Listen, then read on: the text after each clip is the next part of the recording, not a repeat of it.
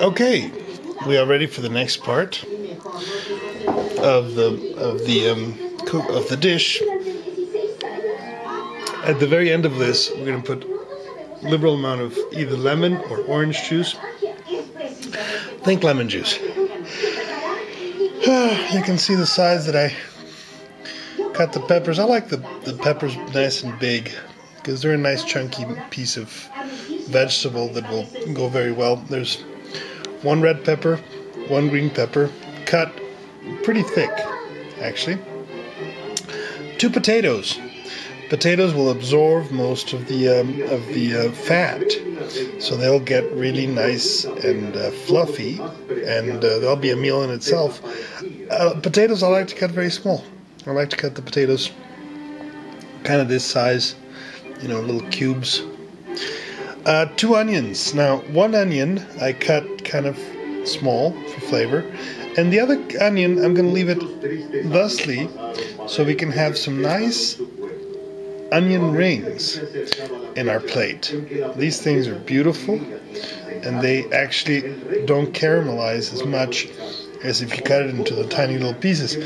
I like to caramelize the onions because that makes them very sweet, and sweetness is always a plus in any type of meat dish. So, as you remember, I put a little bit of carrot, sliced carrots, and 1 little garlic.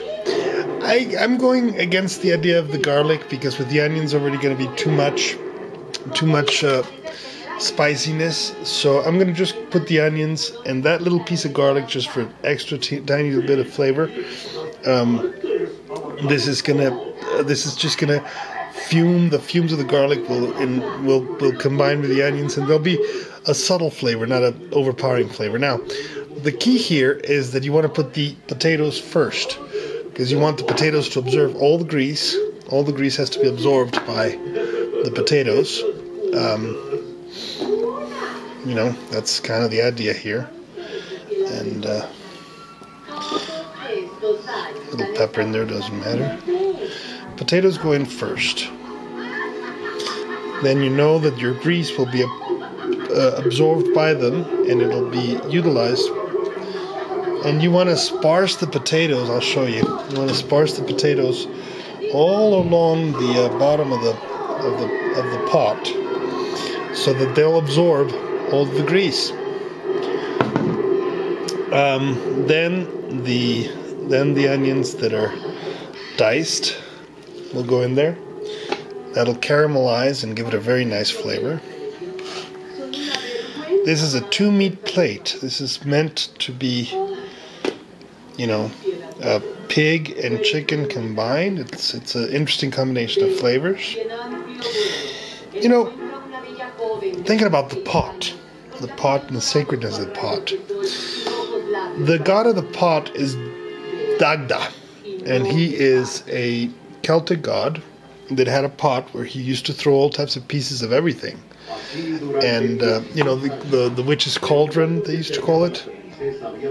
Once you put your potatoes, then you can put your piece of meat, starting with the big ones first and then the other ones around it. And the chicken goes around that. Dagda was the god of the pot, and his story is that he used to put pieces of everything in the pot and come back out with a full living being. ¿Qué pasó?